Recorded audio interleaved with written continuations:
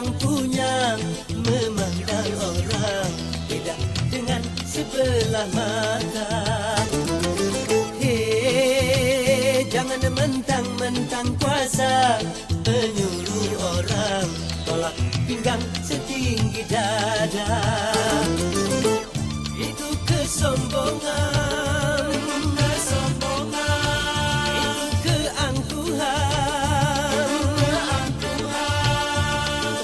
Bukan pakaianmu, tapi pakaian Tuhan yang berhak disembah oleh segenap alam.